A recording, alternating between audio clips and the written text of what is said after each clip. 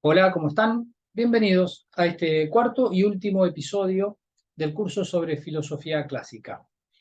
Bueno, ya vimos en los anteriores algo sobre Hesíodo, Homero, sobre los grandes poetas, maestros de la verdad, sobre la crítica a estos mismos poetas, sobre Solón, los siete sabios, los presocráticos.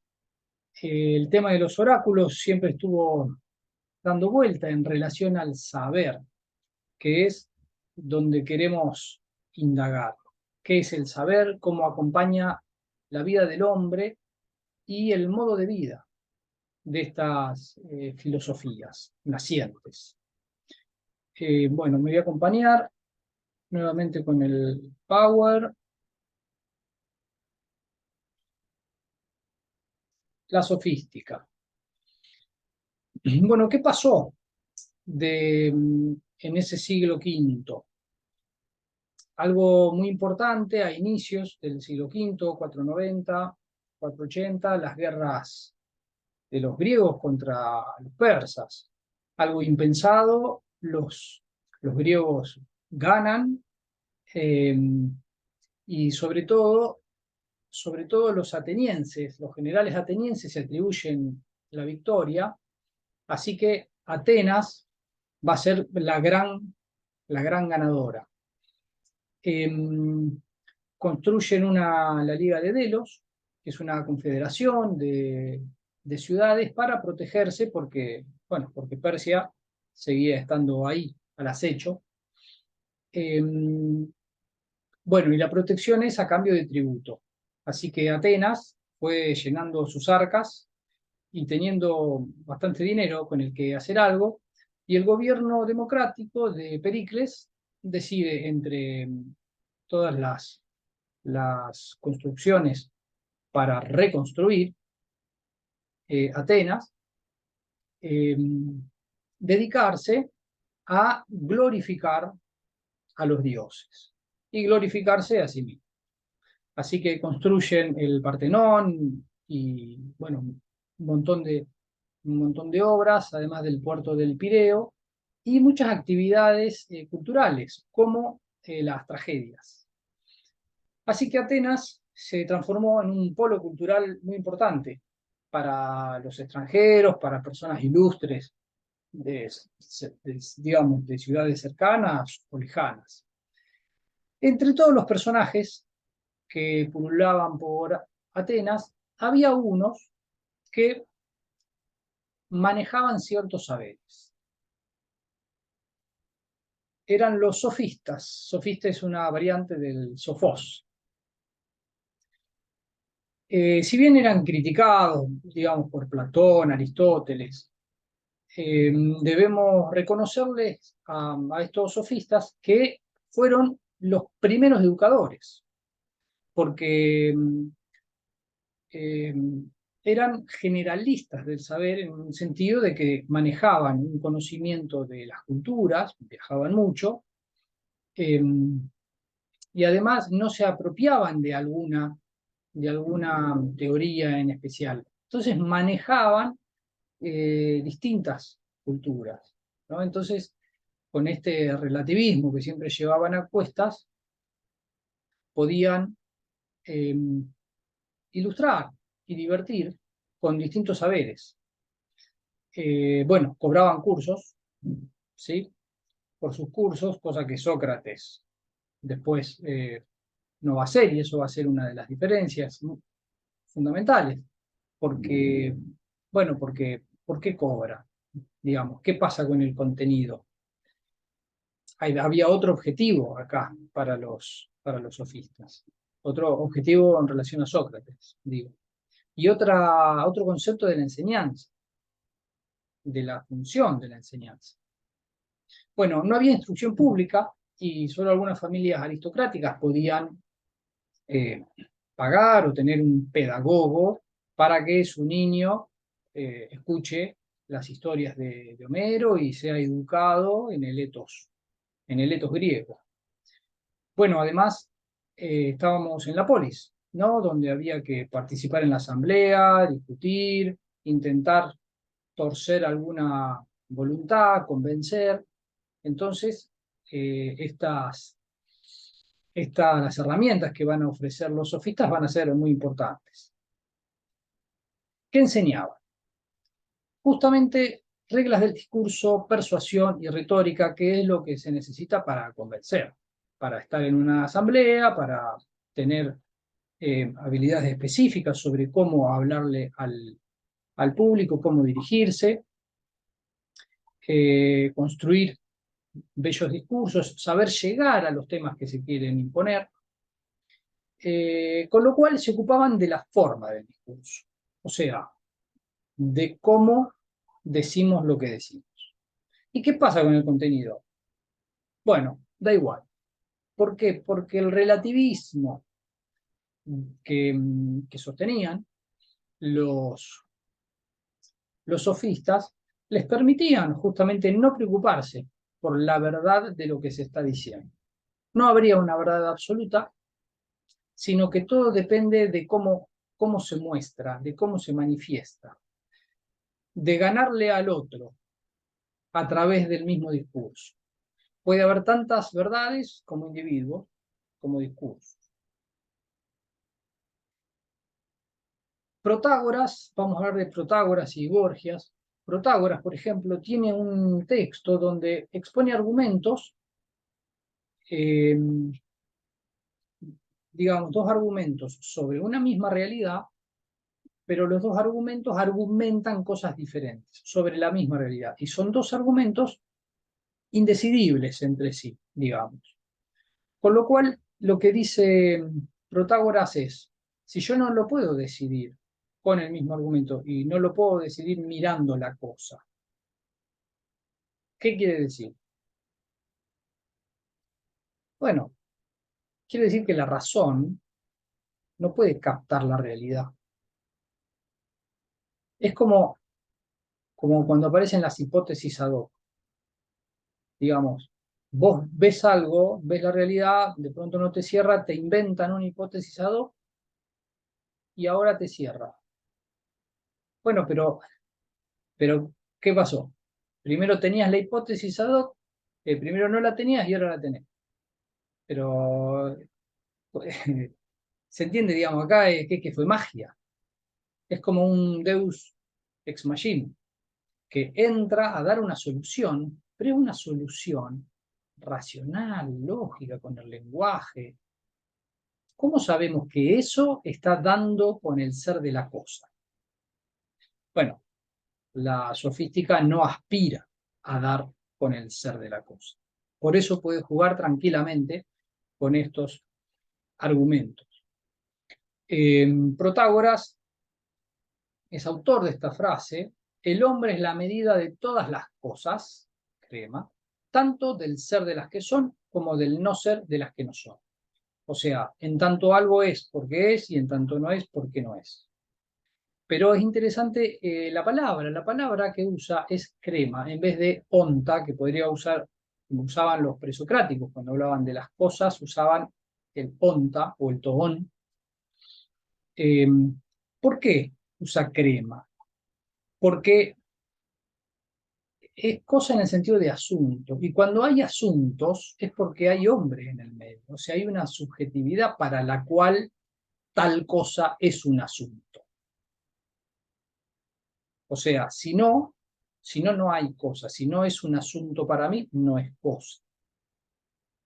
O sea, acá ya Protágoras está, podríamos decir claramente, con este gesto técnico de elegir la palabra, eh, crema, se está ubicando en otra perspectiva para pensar las cosas. Ya no está pensando en el cosmos o en los principios, en el AG, en los principios materiales. Está pensando en los problemas humanos.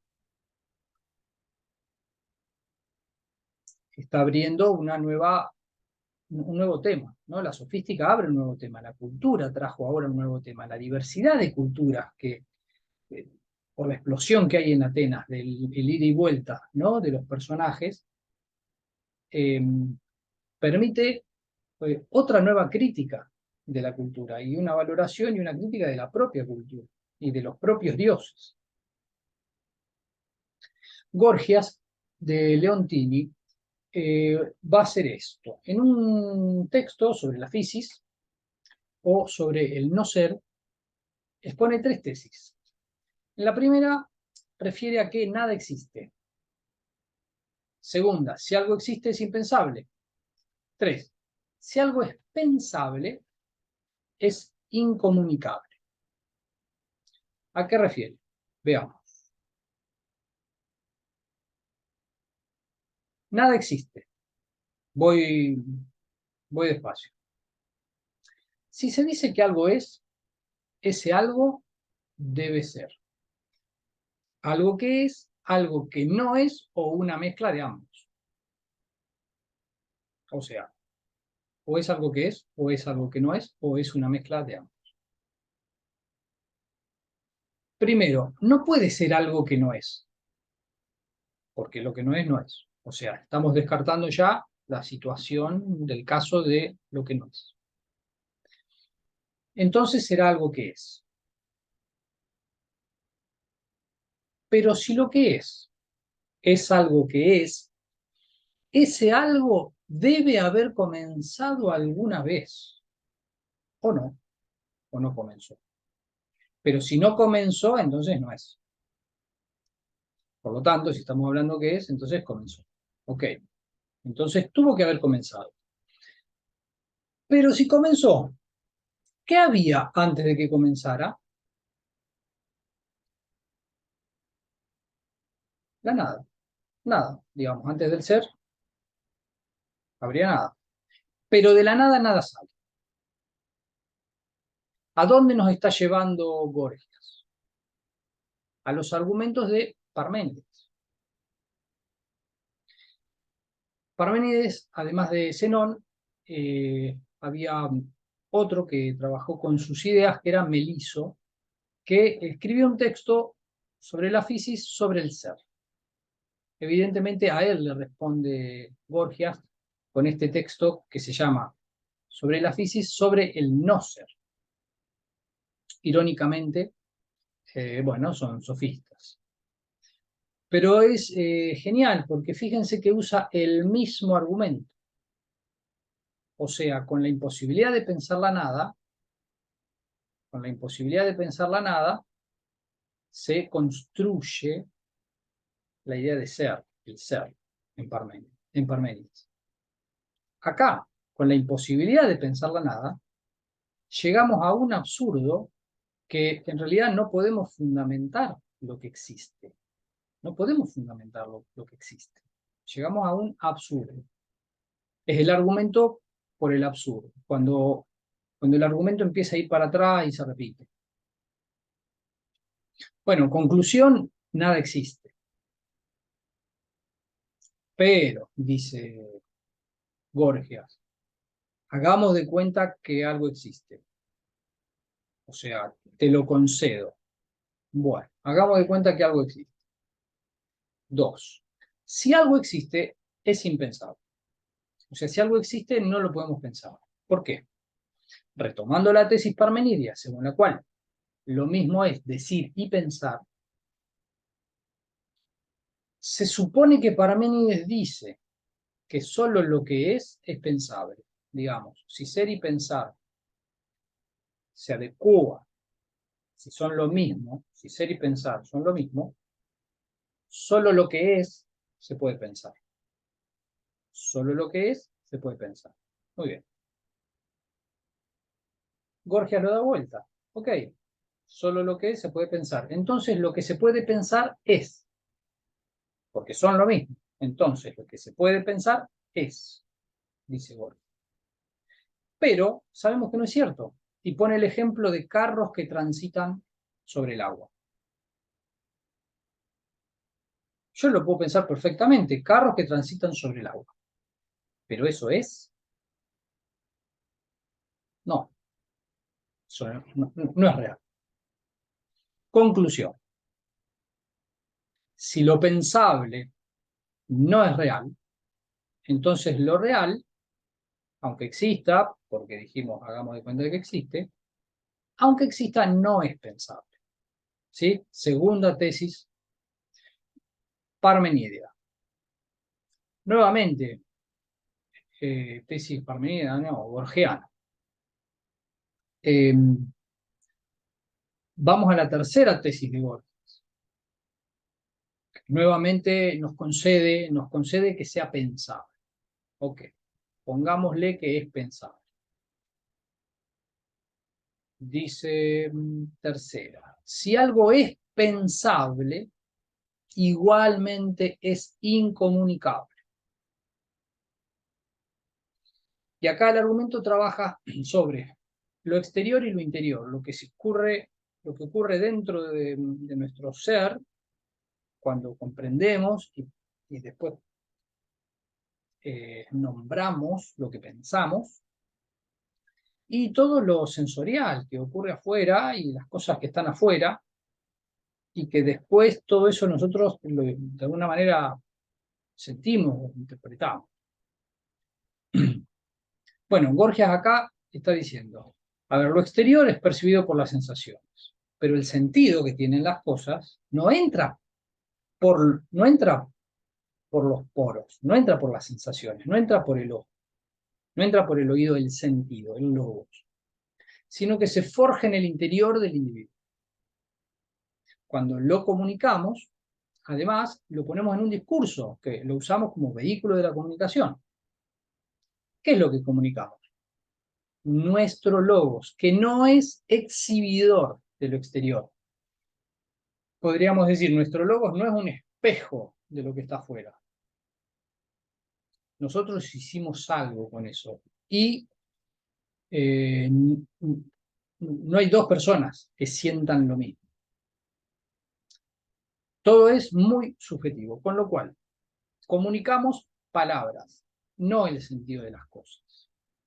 Conclusión, se rompe la relación entre el discurso, entre la palabra y las cosas, y la realidad.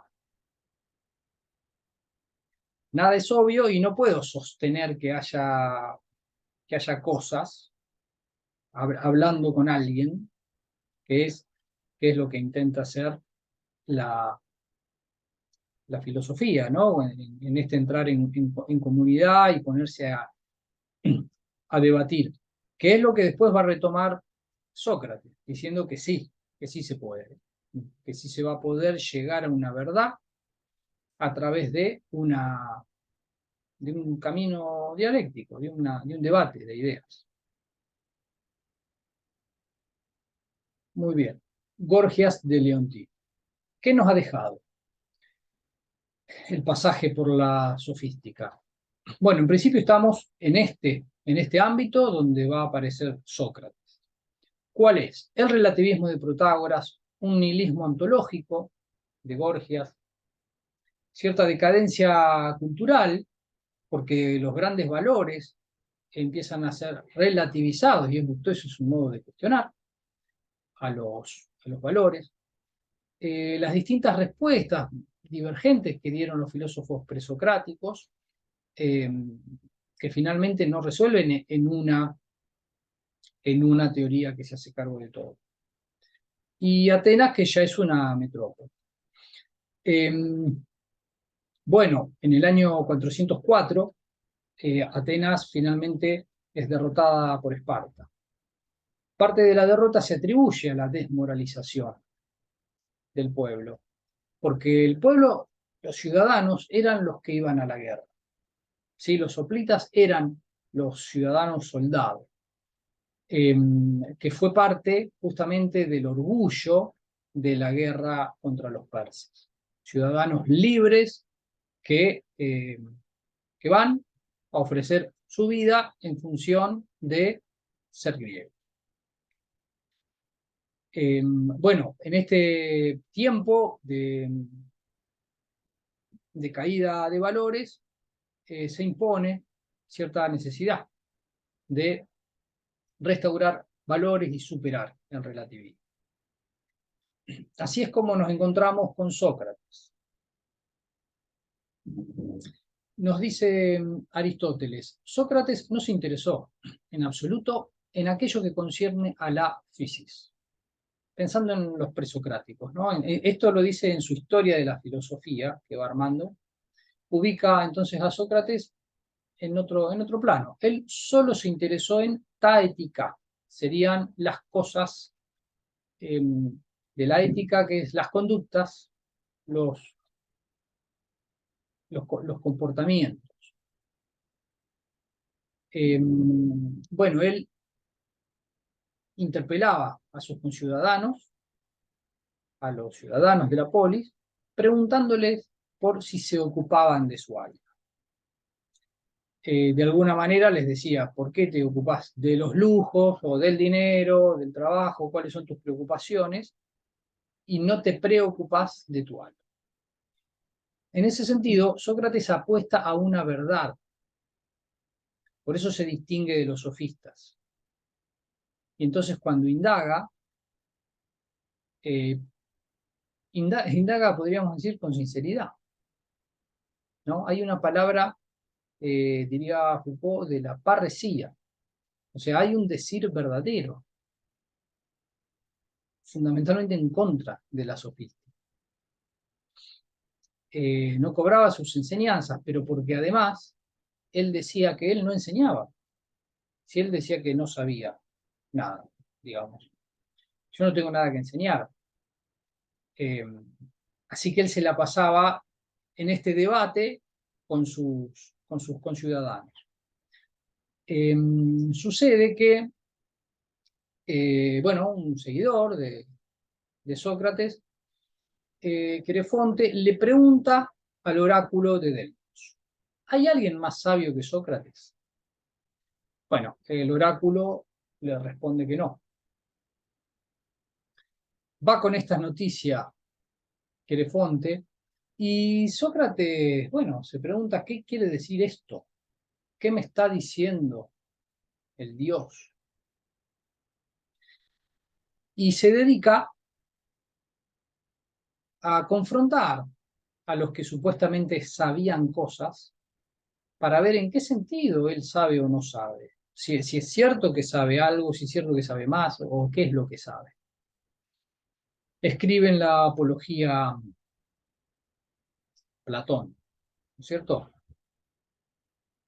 Le hace decir a Sócrates: es probable que ni uno ni otro sepamos nada que tenga valor. Fíjense, no es que no sepa nada Sócrates. Es probable que no sepamos nada que tenga valor. Pero este hombre cree saber algo y no lo sabe. En cambio yo, así como en efecto no sé, tampoco creo saber. Parece pues que al menos soy más sabio que él en esta misma pequeñez, en que lo que no sé, tampoco creo saber. Bueno, esta va a ser, sí, la gran innovación filosófica. El vacío de ese saber y la búsqueda de saber. El vacío del saber y la búsqueda del saber. Acá queda una pregunta, digamos, que después eh, vamos a abordar. Eh, ¿Cómo sabes que no sabes? O sea, ¿qué sabes? Con lo cual sabes que no sabes. O sea, hay un saber ahí. Hay una sofía ahí. No es la polimatía, ese, esa multiplicidad de conocimientos que ya Heráclito criticaba, eh, la multiplicidad de conocimientos, que en realidad son conocimientos fenoménicos del fenómeno, pero que no daban con el sentido de las cosas. ¿Se acuerdan? Eso decía Heráclito. Sócrates aborda otro saber, que es el saber de la psique, del alma. Nuevamente, retomando al oráculo: conócete a ti mismo. ¿Qué es conócete a ti mismo? Ocúpate de tu alma. Y acá hay un desdoblamiento que me parece genial, porque tiene que ver con cómo es que va apareciendo el individuo, la subjetividad en Grecia, cómo yo pienso en mí, en un yo. Cuando Sócrates hable de esta especie de daimon, que podríamos decir es la conciencia, lo van a acusar de traer nuevos dioses, de introducir nuevos dioses, cuando él habla del daimon, ¿no? ¿Por qué? Bueno, porque el individuo estaba absolutamente expuesto al exterior. Podríamos decir que no habría una interioridad. Es algo que, la interioridad es algo histórico, que se fue dando a lo largo de la historia cultural de los pueblos. Y acá está sucediendo en Grecia. En relación a su tarea, dice Sócrates, para todo ser humano, el bien supremo consiste en interrogarse todos los días a propósito de su perfección y de todo aquello sobre lo cual me escuchasteis siempre discutir. Cuando me someto a mí mismo y a los otros a este examen sin el cual la vida no vale la pena de ser vivida.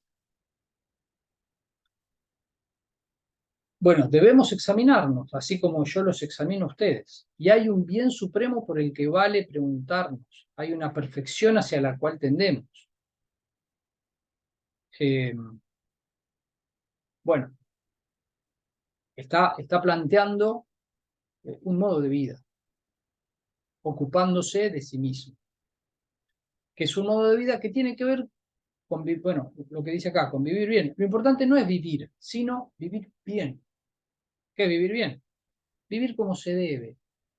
Bueno, justamente acá lo pongo a Sócrates momentos antes de tomar la cicuta, lo condenaron a la muerte, al exilio, pero él no acepta la muerte. Como saben, un griego prefiere morir a estar fuera de Grecia. Eh, y vivir como se debe vivir con las leyes de la polis. La polis es la que me hace ser. Fíjense que es fundamental el tema de la polis y fundamental para pensar en el modo de vida. El modo de vida de los ciudadanos en la polis, en el ágora, en el debate con otros, construyendo las leyes que nos hacen bien como ciudadanos, que eso es que nos hacen bien como seres humanos, como personas, como seres racionales, como lo van a entender Sócrates, Platón, Aristóteles.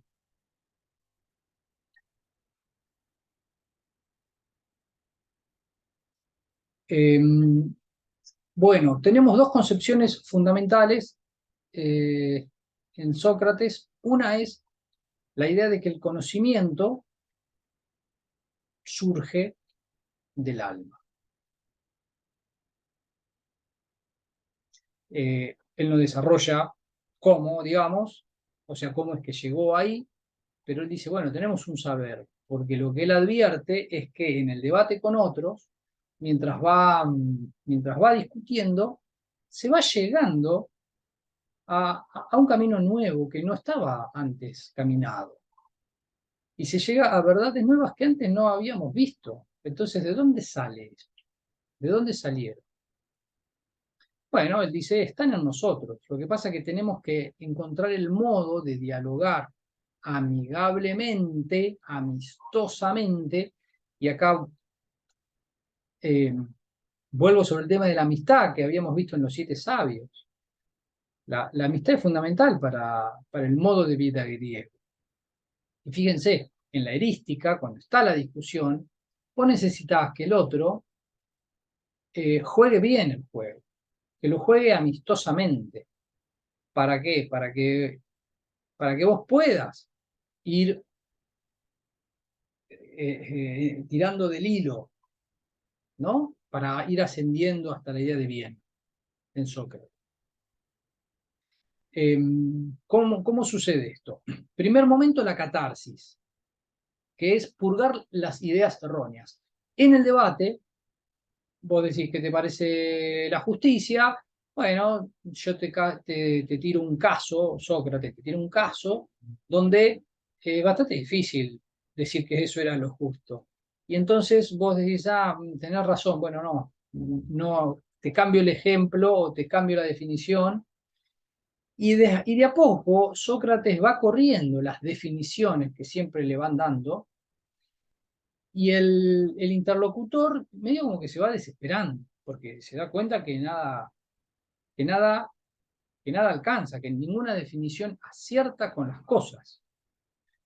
La palabra desesperación es bastante justa porque eso es lo que sucede.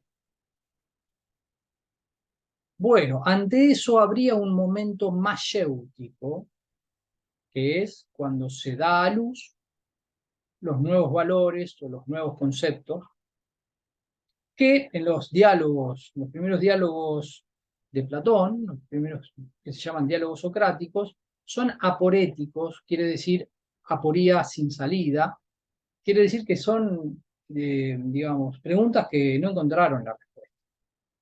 O sea, hubo, podríamos decir, pura catarsis y no se llegó al momento mayéutico. Aunque podemos decir, el hecho de ir descartando muchas cosas ya es un saber. O sea, vos llegaste pensando que el amor, que la justicia, que el bien, que la belleza era tal cosa, y bueno, te vas del encuentro diciendo, bueno, no es nada de todo esto. Podríamos decir, eso es un avance en el saber. Bueno, y el otro gran elemento es el intelectualismo ético. Saber y virtud coinciden, o sea, verdad y bien coinciden. Esto es muy importante porque, ¿qué supone? Que si yo conozco el bien, voy a hacer el bien. Por eso dice intelectualismo ético. O sea, en la medida en que yo conozca el bien, voy a hacer el bien. Lo que está suponiendo Sócrates es que nadie hace el mal a sabiendas. Nadie hace el mal queriendo. Bueno, esto bien sabrán que es todo un debate en nuestra sociedad. Eh, si hacemos, digamos, quienes hacen el mal, si en realidad están buscando un bien. O sea, ¿qué pasa? ¿Entienden mal? O sea, un problema conceptual, intelectual, de comprensión del bien y del mal, pero se quiere hacer el bien, o es una clara decisión ética libre de hacer el mal. Bueno, con esta bomba que trae Sócrates, eh, sus seguidores eh, se, se van a engolosinar en los debates y en las discusiones, y bueno, van a cuestionar y buscar nuevos modos de vida. La muerte de Sócrates va a ser algo tremendo para todos. Eh, Sumémoslo al, al estado de baja moralidad y de baja autoestima que tenía el pueblo ateniense, como para que maten al más justo de los justos. Bueno, así es como ingresamos a Platón. Platón, discípulo de Sócrates, de familia ateniense, aristocrática, confiesa haber escrito tragedias que luego destruyó. Confiesa porque él criticó a los poetas y a quienes han escrito tragedias y a los, bueno, Homero, Hesíodo. Formó parte de los seguidores de Sócrates. A la muerte de Platón, con 28 años, empieza a escribir sus diálogos. En el 387, Platón crea la Academia, fundamental, una institución eh, que vivió más de 1000 años. Eh, ya después, mucho después, se dedicó no tanto al modo de vida, que era lo digamos, lo que que quería mencionar, que se nota en todo este surgimiento de la filosofía. Es verdad que hay una preocupación por la pregunta y por responder, pero hay un modo de vida, un modo de llevar adelante esta pregunta que es primordial, eh, que luego la academia quedará simplemente, bueno, investigando matemáticas, geometría. Bueno, habría muerto en Atenas a los 80 años, tenemos ahí unos cuantos diálogos. eh, La Apología, Critón son los primeros donde está justamente comentando sobre la muerte de Sócrates. Los de Madurez, Fedón, Fedro, Banquete, Menón, República. Acá trabaja el alma, la historia del alma, cómo es que hay que manejarse en una ciudad, cómo gobernar la ciudad, cómo alcanzar las ideas. En la República está el paradigma de la línea y cómo es la alegoría de la caverna. Está queriendo explicar la diferencia entre los dos mundos. Finalmente, Parménides, sofista, hace una crítica. El mismo Platón, bueno, debe asumir una crítica que ya le hacían en la escuela, sobre, es muy difícil cuando piensa cómo se relaciona la idea de la participación, cómo se relacionan las ideas con las cosas de este mundo, con las copias. Bueno, vamos a meternos con su planteo teórico entonces, que es importante ubicar eh, que surge de esta desilusión con, con Atenas. Lo condenan a Sócrates. ¿Cómo puede ser? No conocen la justicia, no conocemos lo que es lo justo, no conocemos lo que es el bien. Seguidamente se pregunta, lo que pasa es que tiene que haber un bien, o sea, tiene que haber un bien, tiene que haber justicia como para que lo conozcamos. O sea, aparece la relación entre conocer algo y que algo exista, ¿no? Eh, Justamente la sofística que dijo, bueno, nada, los valores no importan, cada cultura hace lo que le parece. Y bueno, entonces Platón está retomando el debate que instaló Sócrates diciendo, ¿qué es la justicia? Aclaremos esto, ¿qué es lo justo? Para nosotros, para tomar decisiones, ¿qué es lo justo? ¿Qué es lo bello? Contra el relativismo, entonces, debemos encontrar algo estable.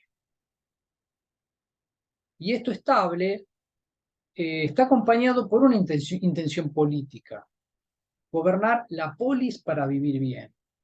O sea, encontrar lo justo. La justicia es justamente el valor de la política, ¿no? Un político tiene que saber qué es lo justo para poder gobernar bien. Entonces es fundamental, primero conocerlo, pero es fundamental que exista la justicia. En este sentido, Platón toma posición y dice, esto existe.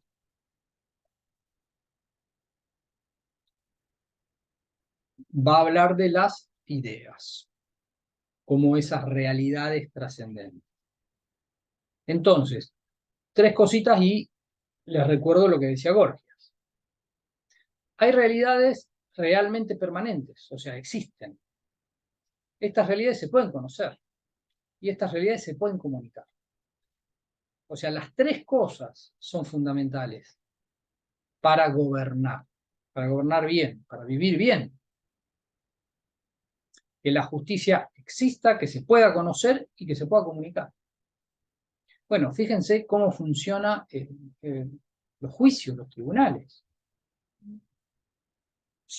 Dan por supuesto, necesitan que exista tanto lo justo, que se pueda conocer y que se pueda comunicar.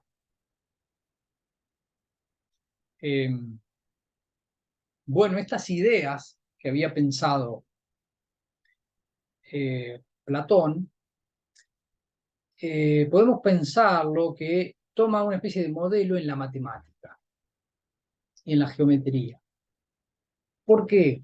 Porque está pensando en algo abstracto en un punto. ¿Sí? En el triángulo, piensa en el triángulo y no está pensando en todos los triángulos del mundo. No está pensando en un triángulo rojo, un triángulo azul, un triángulo verde. No está pensando en un triángulo equilátero, isósceles, de 2 metros. Está pensando en el triángulo. Esa es la idea. Y eso hace un matemático. El matemático, cuando está pensando estos entes ideales, no está pensando eso que dibujó. No está pensando en lo que dibujó. Lo puede dibujar para ayudarse a pensar, pero está pensando un ente ideal. En ese sentido, Platón va a pensar lo bello, lo bueno, lo justo. Fíjense, son adjetivos sustantivados porque le da como entidad. ¿Sí? Le quiere dar entidad. Lo bello existe. No solo que hay una escultura bella, porque ahí la entidad es la escultura y la belleza es un atributo que puede tener o no tener. Pero lo bello va a empezar a existir. Lo bello va a empezar a existir y es la idea, el eidos de lo bello, o las formas, que son las esencias, que es el concepto de esencia, lo que hace ser lo que es. La esencia es lo que hace ser lo que es, algo, ¿no? Ahora lo vamos a usar.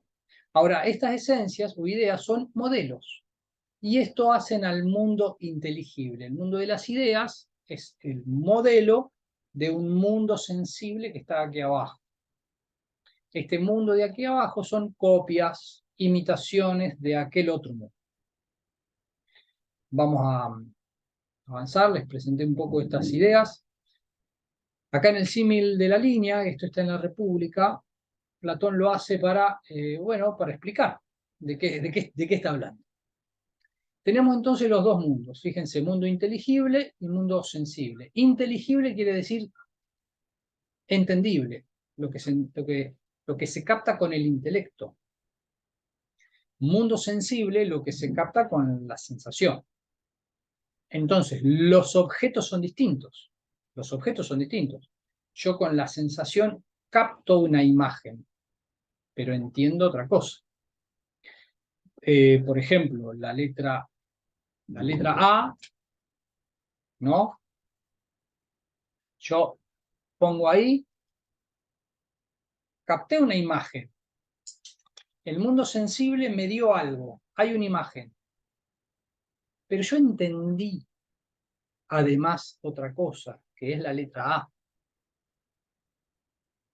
Si nosotros no lo aprendemos, si no lo supiéramos, no entenderíamos nada. Sería solo una imagen, un trazo, una línea.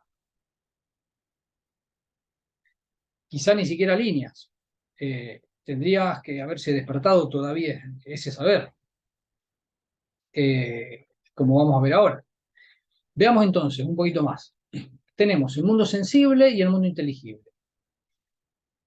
Abajo de todo, fíjense que dice no ente. Y arriba, idea de bien. O sea, el ser y el bien coinciden. En Platón, en otro texto dirá que el bien es superior o que está más allá. Pero tenemos entre el ser y el no ente, todas las otras cosas. O sea, el mundo sensible y el mundo inteligible está entre el no ser y el ser. Esta es la respuesta de Platón al Parménides que dice o es o no es. Y si es y si no es, no es. acá está dando lugar a un ser relativo o a un no ser relativo. Habría como una gradación de ser, ¿sí? Esto muestra una gradación. Las imágenes, pensemos en una sombra, pensemos en un reflejo en el espejo. Eh, ¿Qué son? Bueno, la verdad que tiene razón Platón. ¿Qué son esas imágenes? ¿Son cosas? ¿Son entes? ¿En qué sentido son entes? Las cosas sensibles, ahí en el cuadrante B, un árbol. Está el árbol y después está la sombra del árbol, esa imagen. Bueno, ¿cómo es la relación ahí? Después de las cosas sensibles, que es todo lo que podemos percibir acá, ¿no? En el mundo sensible, después hay otro tipo de ente que son las ideas matemáticas, el triángulo. Como recién les decía, yo puedo dibujar un triángulo, ustedes pueden ahora dibujar un triángulo, habría un montón de triángulos, pero hay una sola idea de triángulo. Hay una sola idea de triángulo. Eso es lo que la hace ser idea. Después, ¿qué hay? Triángulos construidos sensibles.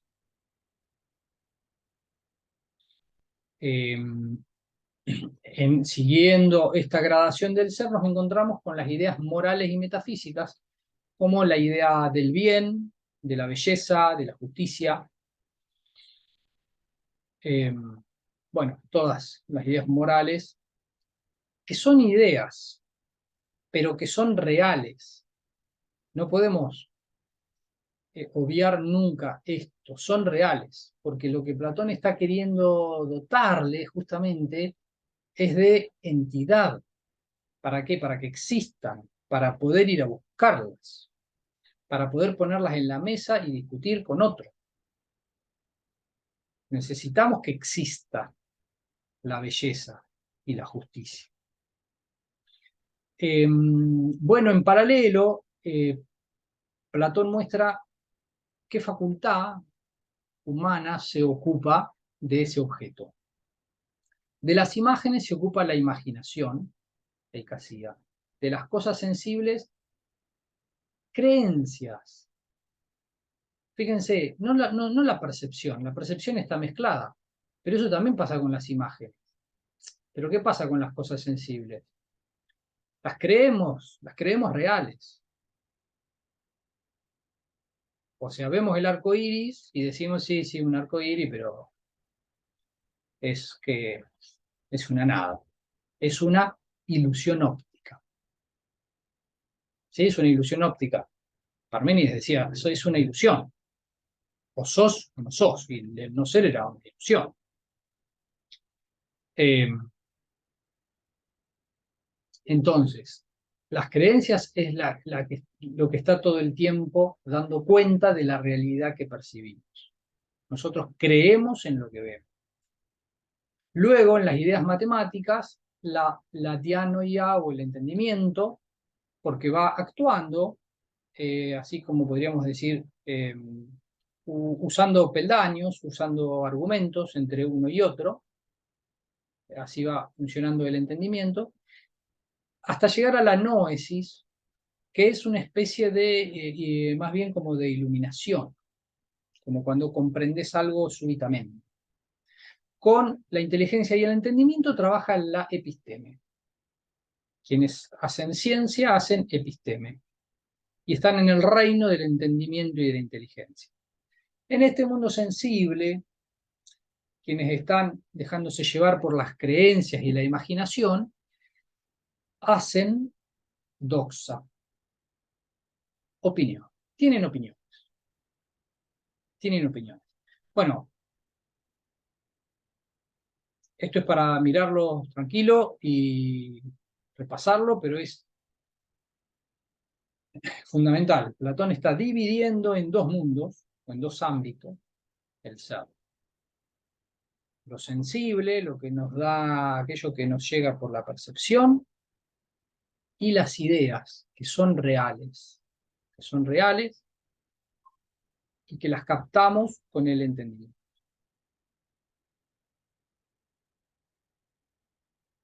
Hay muy bellas imágenes de la alegoría de la caverna.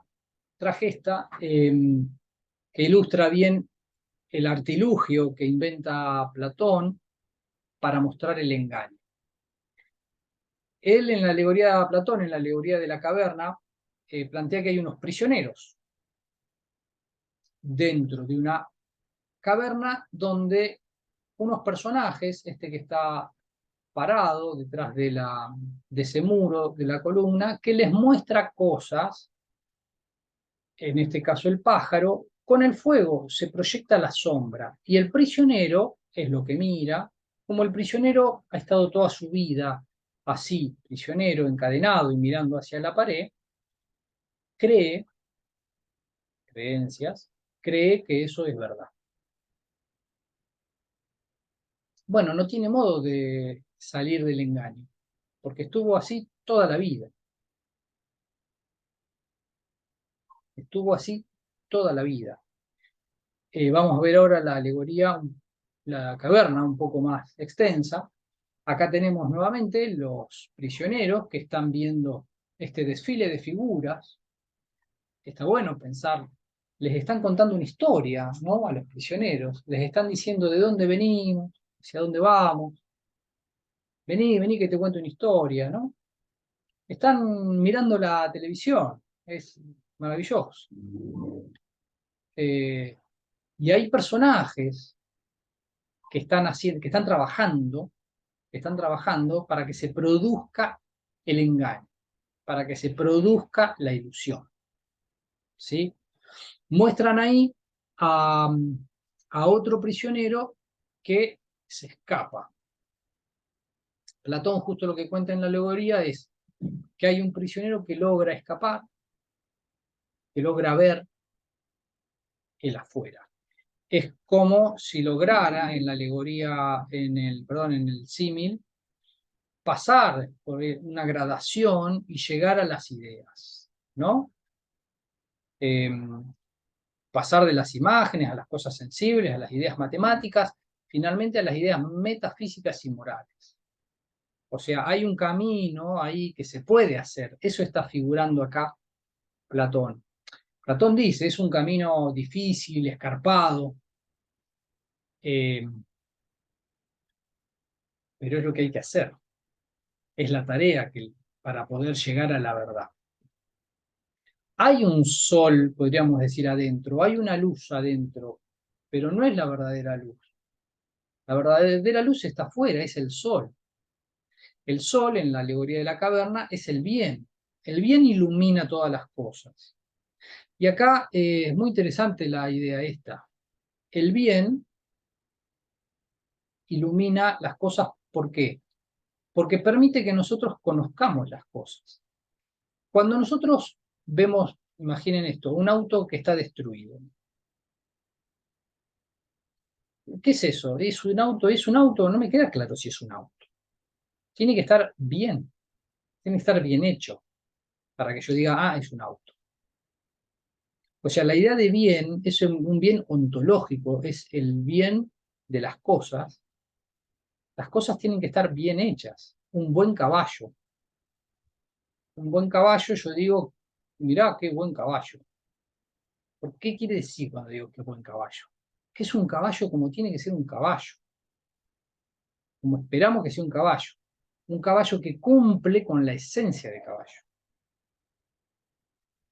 Eh, este bien entonces es fundamental, porque esto ilumina la misma idea de justicia. Necesitamos que la idea de justicia se ilumine para que nosotros podamos verla. Entonces nosotros tenemos que acceder a este bien, a esta luz. Tenemos que hacer este camino hacia la iluminación. Bueno, parte de este camino entonces, dice Platón, aprender no es sino recordar. aprender no es sino recordar. Porque el camino de llegar a las ideas, que sería como un camino de aprendizaje, es un recuerdo, es reminiscencia, dice Platón. ¿Se acuerdan que Sócrates de algún modo suponía que las cosas las sabíamos? ¿Por qué? Porque las dábamos a luz. Él no enseñaba nada, sino que su interlocutor daba a luz los conocimientos. Bueno, Platón acá inventa una historia, dice que el alma anduvo por el mundo de las ideas, ve, contempla las ideas, luego cuenta el mito del carro alado, donde aparecen las partes del alma. El alma tendría tres partes: la parte racional, que es la que maneja las otras dos, que son dos caballos, eh, la parte concupiscible e irascible, y bueno, no lo puede controlar. Si el alma racional no lo puede controlar, ¿qué pasa? Se cae.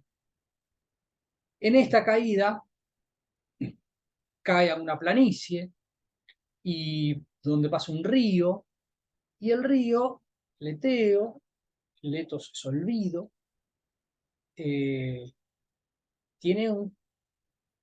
una maldición. Si el alma excede la medida que debe tomar del agua de ese río, va a olvidar.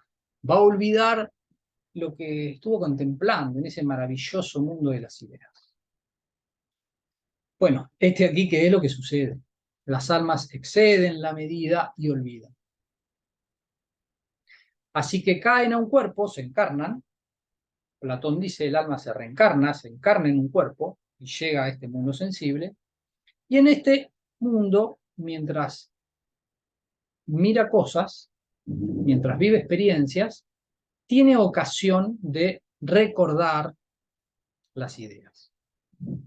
Este sería lo que le va a suceder cuando aprende. El ascenso del alma hacia el saber es el alma, en ocasión de la experiencia sensible, se va como despertando ese recuerdo. Se va como despertando ese recuerdo. Por eso tenemos como plena, digamos, plena idea o conciencia de algunas cosas como si las hubiéramos visto en persona. O sea, estamos tan seguros de algo, ¿por qué? Bueno, porque sí, porque lo vimos en el mundo de las ideas, solo que nos olvidamos y ahora nos empezamos a acordar. Eh, Puse ahí el término verdad como aletheia para recordar que la verdad en Grecia se decía aletheia, que es desolvidar, quitar el velo del olvido. Precioso. O sea, la verdad tiene que ver con un olvido, con un velo. El griego ya entendió, o de algún modo en el lenguaje está, que, que la verdad es encontrar algo, descubrir algo que está oculto, que está velado. O sea, vivimos en un engaño. Vivimos en un engaño y buscamos la verdad. ¿Sí? Como los maestros de la verdad. Necesitamos buscar la verdad, porque acá algo se nos está retaseando. Bueno, y el concepto del alma inmortal es muy importante en Platón, obviamente, en la misma línea de de la transmigración, de los pitagóricos. eh, el alma se va a reencarnar y varias veces hasta que finalmente cuando contemple y llegue a la iluminación, corta el ciclo de reencarnación.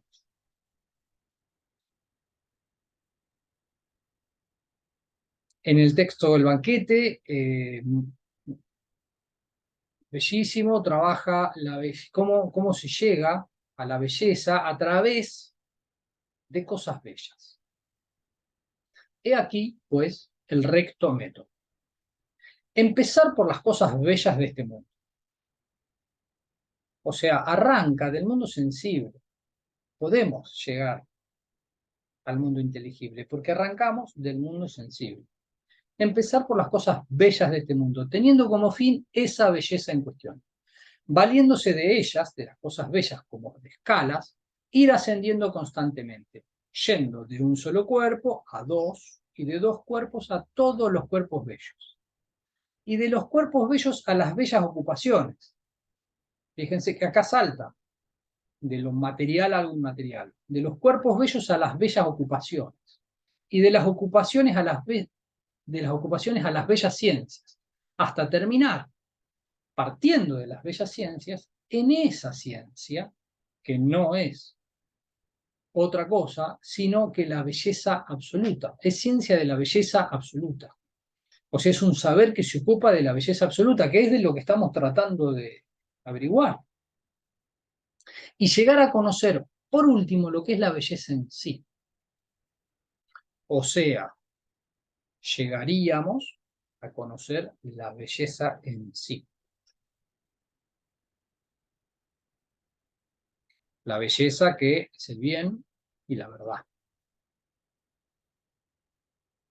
Para nosotros en estética, se discute sobre lo bello, eh, bueno, aparecen distintos parámetros culturales sobre lo bello. ¿Quién define lo bello?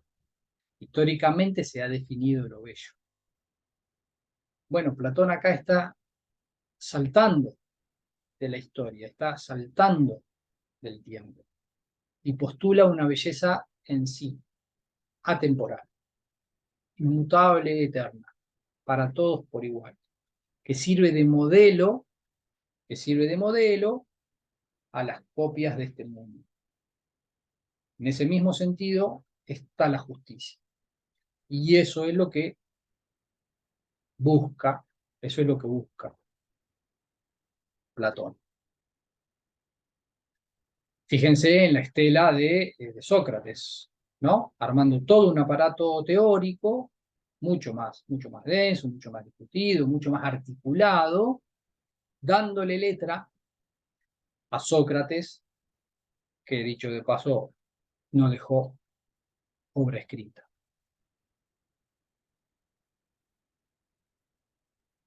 Tenemos a Aristóteles, luego de Platón. Aristóteles, alumno, discípulo de Platón, que lo critica a Platón.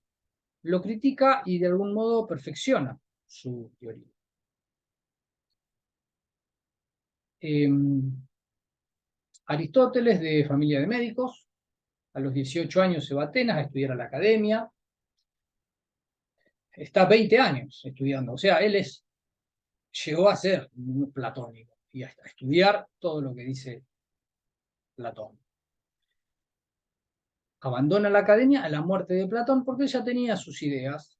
De hecho, al poco tiempo abre su instituto, el Liceo, en Atenas. Y allí enseña hasta que abandona la ciudad a causa de la muerte de Alejandro Magno. Él fue tutor de Alejandro Magno y, bueno, Alejandro Magno hizo desastres en Grecia, así que cuando muere, eh, capaz que se la tenían jurada a Aristóteles y por las dudas se fue. Se fue a Asia Menor, donde muere prontamente. Bueno, ¿qué criticó a los presocráticos? Fundamentalmente, haberse quedado en el principio material. Vamos a ver que Aristóteles habla de 4 causas. Bueno, ellos se quedaron en el principio material, que sería la causa material. Platón supera esto y plantea las ideas, plantea una causa formal, plantea la forma. De hecho, también se les dice formas a las ideas de Platón. Pero, ¿qué no le gustó a Aristóteles? Aristóteles dice, a ver, tenemos que explicar este mundo, ¿lo vas a explicar inventando otro mundo? Ahora hay que explicar 2 mundos. Y fundamentalmente el problema de la participación, que Platón dice que estas ideas participan del mundo de las ideas, que eso las hace ser. Pareciera entonces que todo participa para ser. Entonces, si yo participo de la belleza para ser bello, la idea de la belleza tendría que participar de otra idea. Y acá caemos en el absurdo, digamos, en el infinito. ¿Sí? Es el argumento del tercer hombre en Aristóteles que lo expone el mismo Platón en el texto del Parménides, donde él critica y bueno, quiere mejorar su teoría. Bueno, entonces, ¿qué dice Aristóteles? Nada, no hay otro mundo trascendente, no hay otro mundo. El mundo real es este que tocan mis manos, que ven mis ojos. Este es el mundo real. Pero Aristóteles no quiere tirar por la borda algo muy importante que encontró Platón para explicar lo estable. Hay algo estable. Esas formas, esas ideas que son lo estable. Pero para Aristóteles van a estar adentro de las cosas. Entonces, vamos a describir un poco mejor. Aristóteles plantea el hilemorfismo. La teoría hilemórfica dice que todo está compuesto por sustancias. O sea, toda la realidad son sustancias, no copias de ideas. Fíjense la diferencia. Una cosa es una sustancia. Sustancia viene de sustare, que significa lo que está por debajo. Imaginen un estante, no es casual la palabra estante y la sustancia es stand. Imaginen un estante que está sostenido por la pared. Uno no anda mirando la pared cuando va a un estante. Va al estante, saca las cosas, pero hay una pared que la sostiene. O sea, la sustancia está, no la vemos, pero está. Es la que sostiene lo que vemos. Esto que vemos van a ser los atributos que es la materia. Esto todo la materia, lo que vemos. Entonces, la teoría hilemórfica, ¿qué tenemos? Tenemos sustancias compuestas por materia y forma. Materia, hile, y forma, morfé. La forma es la esencia, que hace ser a la cosa lo que es. A la materia la percibimos por los sentidos y a la forma la entendemos tal como lo planteaba Platón. Materia y forma son coprincipios, principios formales que constituyen a los entes. Ejemplo, una estatua de mármol. Yo tengo la estatua de mármol. La materia de que está hecha es el mármol. Y la forma es la esencia de la estatua.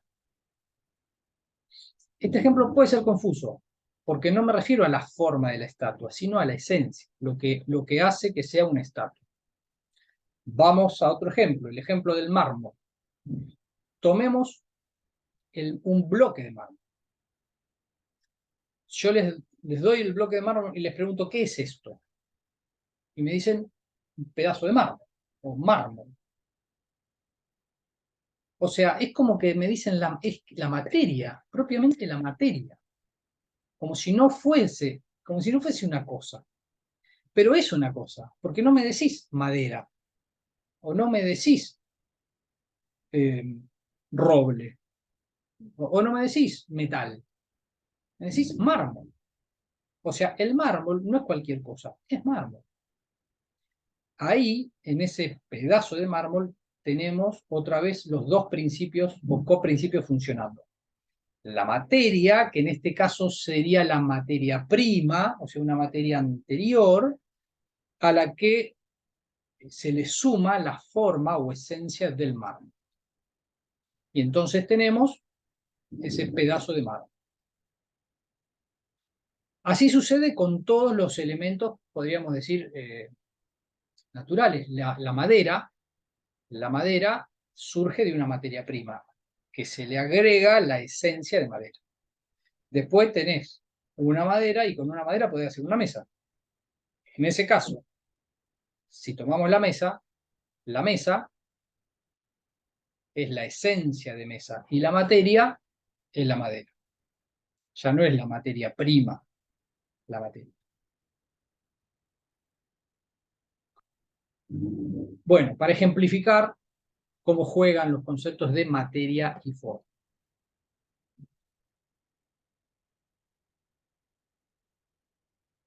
Otro concepto que trae Aristóteles, estos conceptos son para pensar el ser. Los conceptos son para pensar el ser. Las 10 categorías. Tenemos sustancia y 9 atributos. Por ejemplo, Sócrates. La sustancia, o usía, es este individuo llamado Sócrates. Y decimos de Sócrates que mide 1,70 m, es calvo, es el marido de Jantipa, está en la plaza esta mañana, está de pie, está calzado, come o es interrogado. ¿Qué son todas esas cosas que yo dije de Sócrates? Fíjense, son cosas que dije de, son predicados. Yo prediqué de Sócrates esto. Estos que predico son atributos o accidentes. Esta frase, el ser se dice de múltiples maneras, refiere a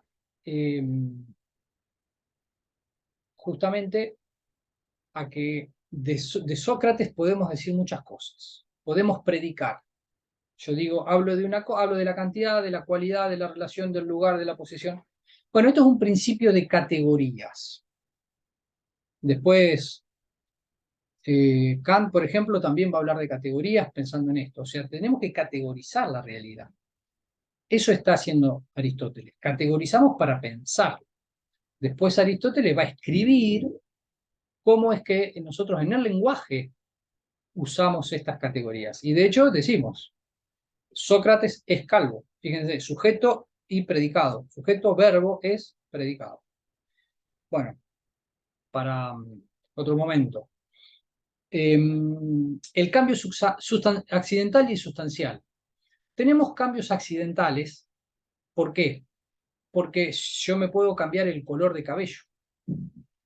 Si yo me cambio el cabello sigue siendo cabello. El color era un atributo, era un accidente, como vimos recién. Yo me puedo acostar, o Sócrates se puede acostar, cambia el atributo, pero Sócrates sigue siendo Sócrates. La sustancia de Sócrates sigue siendo Sócrates. ¿Cuándo se da un cambio sustancial? Cuando varía la sustancia, o sea, cuando el pelo se quema y deja de ser pelo. Cuando Sócrates se muere y deja de ser Sócrates. Ahí hay cambio sustancial. Nuevamente, estos son un par de conceptos para pensar la vida, el acontecer, el movimiento de nuestro mundo, que era lo que querían explicar los presocráticos. ¿Cómo explica? Y acá otro maravilloso par de conceptos, acto y potencia. Todo ente tiene una determinada realidad en acto, o sea, está en acto, y tiene una determinada potencialidad o capacidad, está en potencia, de ser otra cosa o de realizar algo. Por ejemplo, la semilla ahora es semilla, en acto es semilla, pero está en potencia de ser árbol. ¿Cómo sabemos? Y bueno, porque vos vas a plantar la semilla y lo haces reconfiado. ¿Por qué? Porque ya tenemos siglos, milenios haciendo eso. Y después sale el árbol. O sea, la semilla tiene en potencia el árbol. No se puede decir que no está. Está, no lo veo, pero está. Y no está desarrollado, no está actualizado. De este modo, Aristóteles explica el cambio. El concepto de cambio lo va a trabajar como el pasaje del no ser al ser. ¿Qué es la maravilla conceptual? ¿Por qué? Porque era lo que no podía explicar Parménides. ¿Se acuerdan? De la nada nada sale. Bueno, ok, Aristóteles dice, está bien, de la nada nada sale, pero este no es de la nada. El árbol que está en acto sale del ser en potencia. No sale de un no ser, no sale de la nada, sale del ser en potencia.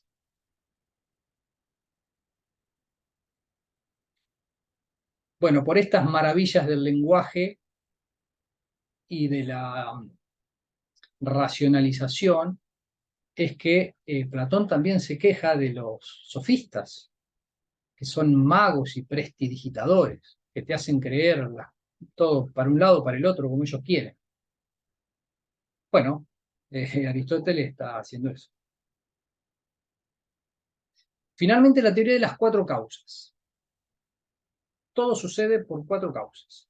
Vamos a la mesa. Yo tengo madera, es la materia. Yo soy arquitecto, perdón, carpintero. Tengo la madera, le voy a poner la forma, le imprimo la forma de mesa. Entonces yo soy la causa eficiente que le estoy trayendo a la causa material una forma, la causa formal. Ahí están las tres, materia, forma y la causa eficiente. Yo le estoy trayendo esa forma. Y estoy trayéndole pensando, teniendo en mente la causa final, que es esa forma. Así actúa la técnica. Pero un árbol, que es physis, tiene el principio de movimiento en sí, también actúa así. El árbol tiene toda, pensemos en una semilla toma toda la materia que tiene alrededor, el agua, la tierra, y lo que tiene dentro de la semilla, todo lo absorbe, lo trabaja y produce un árbol. ¿Y de dónde saca la idea? La tiene en sí y actúa como causa final. O sea, es la esencia que está trabajando y es hacia donde se dirige la sustancia. La sustancia está en movimiento, todo está en movimiento. Ese es el tema, todo en el mundo está en movimiento. Ya lo habían dicho los presocráticos, no hay que explicar el movimiento. Todo está en movimiento. Todo está en el pasaje de la potencia al acto. Ahora, Aristóteles se pregunta, cómo es que se puso en movimiento? Bueno, la armonía del mundo y esta sucesión de cambios es explicable por una primera sustancia que provoca el movimiento. Bueno, para no caer en el absurdo y hablar de quién mueve a este, habla del motor inmóvil. Es un motor inmóvil que mueve sin moverse. ¿Cómo mueve sin moverse? Porque Dios mueve como el amado mueve al amante. Mueve como el amado, el deseado, mueve al amante. El deseado y el amado no hace nada. Dios, el Dios aristotélico sobre todo, es pensamiento, no hace nada. Pero Él mueve, todo tiende hacia Él. Él es el fin. Y todas las cosas tienden hacia Él como a su fin. Por eso en el universo hay finalidad. Hay finalidad que es un bien, que es el orden. Por eso todo está ordenado. Por eso todo está ordenado y va hacia un orden. La antropología y la ética de Aristóteles tenemos. Bueno, el hombre es cuerpo y alma, es una unidad sustancial. El alma es mortal, muy importante en la separación con Platón, pero es más muy importante porque justamente la unidad sustancial, que es cuerpo y alma, que es materia y forma, se rompe y hay muerte. El alma posee tres partes: la vegetativa, sensitiva, racional.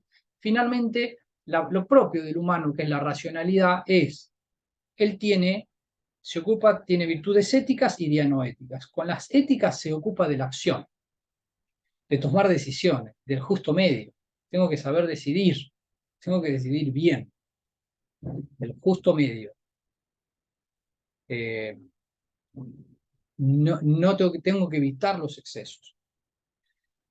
Y las dianoéticas es cuando la razón se ocupa de sí, del conocimiento, ¿sí? No de mis acciones, no es porque tengo que decidir qué hacer de mi vida, qué acción llevar adelante, sino porque tengo que pensar en las cosas, tengo que contemplar el pensamiento mismo, tengo que contemplar lo, los saberes de la ciudad. Por ejemplo, no es lo mismo cuando nos ponemos a estudiar algo si estamos pensando que eso lo necesitamos para hacer algo.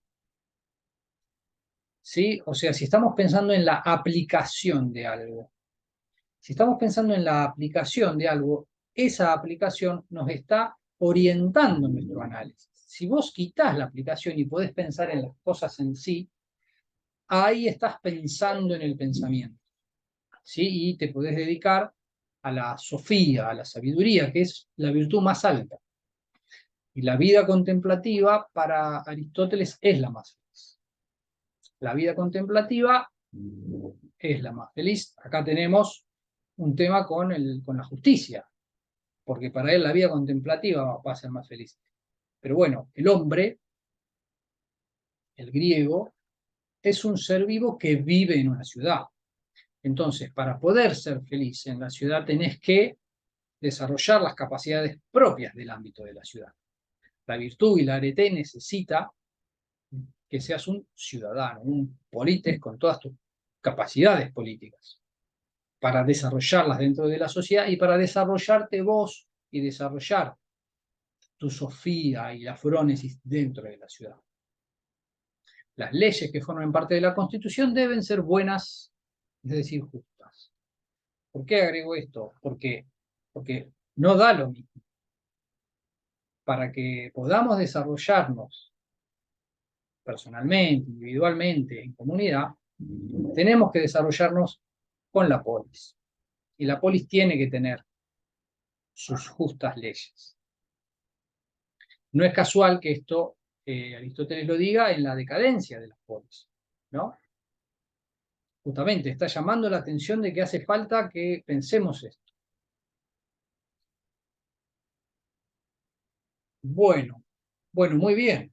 Justamente en la decadencia de las polis, en este momento, llegamos al helenismo. Decadencia en un sentido y será un gran periodo en otro sentido. Pero la decadencia de la polis en el sentido de que el individuo en la polis encontraba una totalidad, un límite en el cual podía satisfacer su identidad,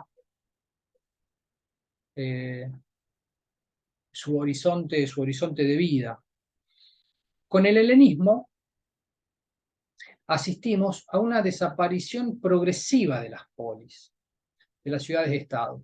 Y el polites, el ciudadano, se convierte en un cosmopolites. El cosmopolitismo es un poco la idea que va a rondar de que ahora somos habitantes del imperio. ¿Sí? Y el hecho de haber superado los límites, bueno, nosotros lo estamos viviendo con la globalización, esto sería como un momento de globalización, ¿no? El hecho de superar los límites también relaja las costumbres y los ideales, porque todo se vuelve mucho más relativo. Eh, las leyes de la ciudad se vuelven relativas, no solo por compararlas con otras culturas, sino porque dentro de la misma ciudad son cuestionadas. En este sentido, la dicotomía entre el nomos y la physis, que eso lo habían planteado los sofistas, acá las escuelas helenistas van a pensar en la naturaleza como modelo. Si la ciudad no responde, si la ciudad no está respondiendo, pensemos en la physis. Así que tenemos a los cínicos, estoicos y epicúreos que van a pensar la naturaleza de un modo distinto. Los cínicos. Bueno, Antístenes, discípulo de Sócrates, en el gimnasio, había un gimnasio del Cinosargo, los del Cinosargo los conocían, quinoses perros y argós ligero blanco, digamos, sería eh, el perro ligero o blanco. El tema es que en el 380 Diógenes se une al grupo y dice, se le atribuye esta frase: ya que nos tratan de perrunos, actuaremos como perros. Lo que él estaba compartiendo con Antístenes era cierta crítica a la sociedad. Pero Diógenes trae una actitud lisérgica contra la sociedad. Él propone tomar al perro como modelo, a los perros como modelo. ¿Por qué? Viven sin preocuparse por el qué dirán los perros. Hacen sus necesidades naturales y su vida sexual donde y cuando quieren. Así era. Y cuando se los molesta, ladran y muerden. Bueno, no sé. ¿Esto es filosofía? Podría uno preguntarse. ¿En qué sentido hay una filosofía acá? Bueno, tiene que salir de ser una provocación. Diógenes estaría pensando en los falsos valores del nomos y en otros valores. O sea, la sociedad presenta valores que ya no sirven para vivir, por lo menos no le sirve a la mayoría. Propone la impudicia, o sea, un nuevo valor en reemplazo de la falsa moral corriente, porque lo que advierte es que la sociedad se está dejando llevar por valores como de la sociedad de consumo. Se está dejando esclavizar por los bienes. Eso es lo que ve. La gente se está dejando esclavizar por los bienes. Acá dice, el cínico distingue entre lo necesario, aquello que te satisface, y lo superfluo, aquello que esclaviza. Bueno, fíjense la sutileza y, no sé, y tenemos que estar atentos nosotros, ¿no? Cuando es algo necesario o superfluo. Cuenta una anécdota que su padre fue preso por falsificar monedas. Y él dice que se dice no misma. Y él dice, yo también falsifico no misma.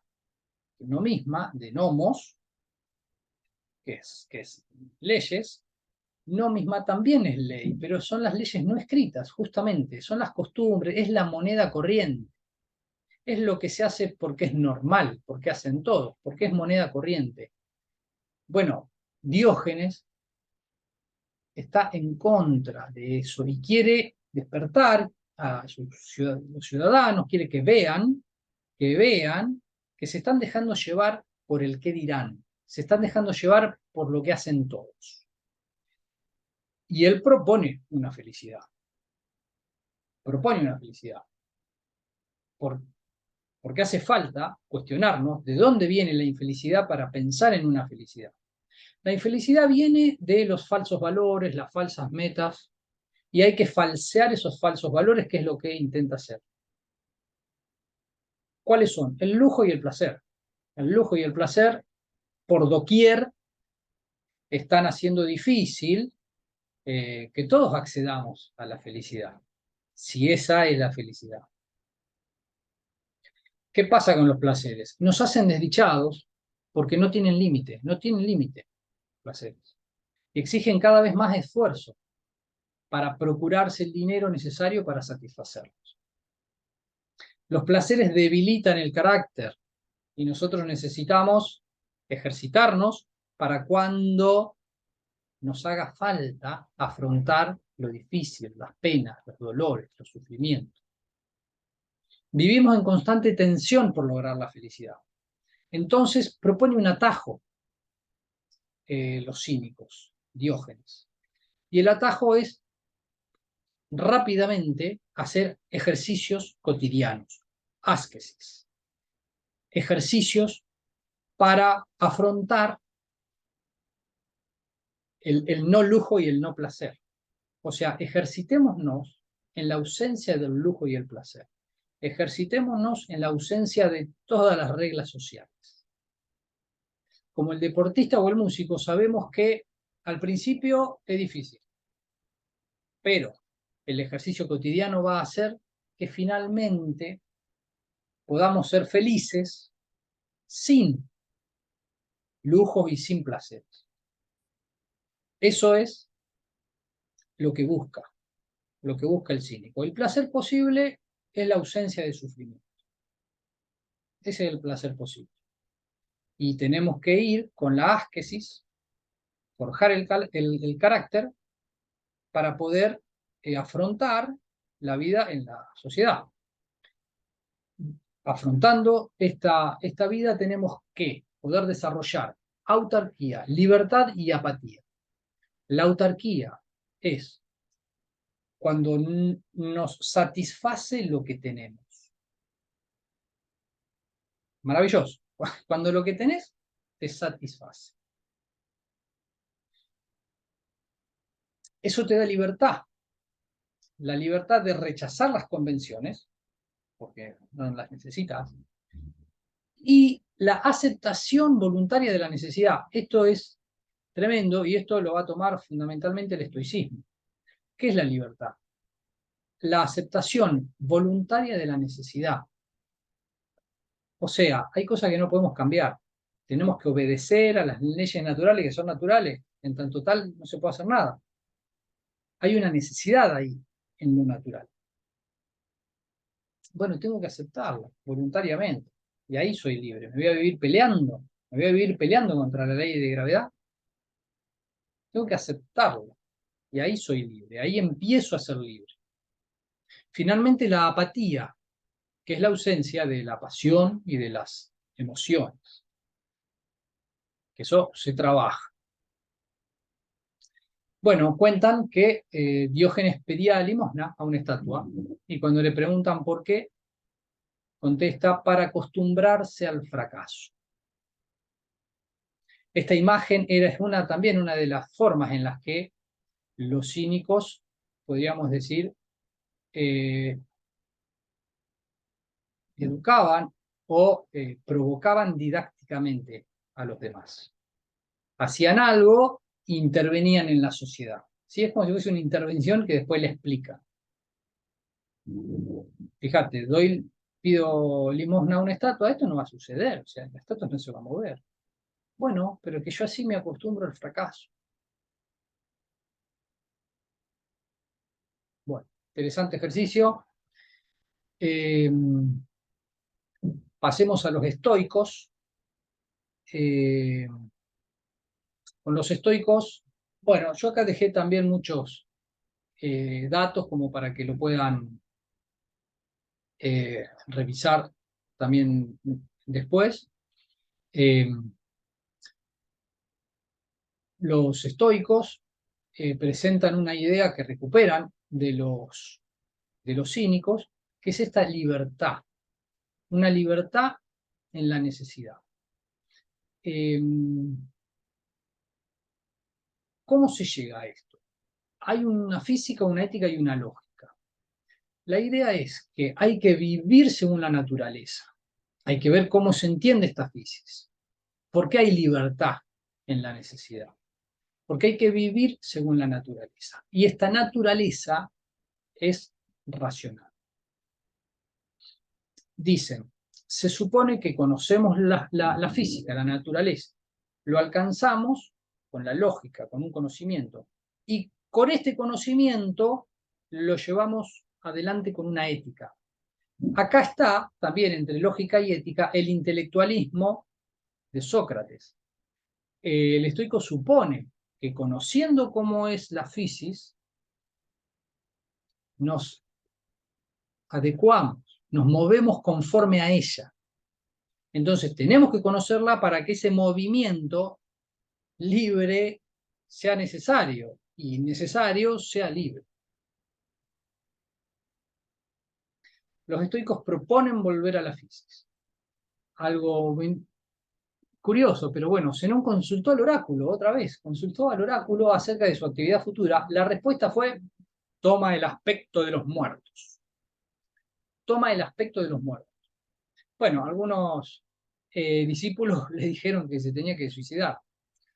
Y Zenón lo interpretó pensando en aquellos que ya están muertos, los presocráticos, nos dejaron unas enseñanzas. Vamos a sus enseñanzas. ¿Cuál fue la enseñanza de los presocráticos? La naturaleza, la fisis, y ese elemento vivo que estaba en la fisis, ese elemento vivo divino que está en la fisis y que hace al orden de la fisis. Entonces, la física para los estoicos nos enseña cómo una sustancia divina, omnipresente, organiza el mundo. O sea, el mundo está organizado y controlado por una sustancia divina. Es un materialismo especial porque los valores, los sentimientos, las cualidades morales también son materiales. Pero da el ejemplo de la vergüenza. Dice, cuando tenés vergüenza te pones colorado. ¿Por qué? Bueno, si hay un padecimiento en el cuerpo, lo que te lo produce es corporal. O sea, si hay un efecto, lo que nosotros diríamos psicosomático,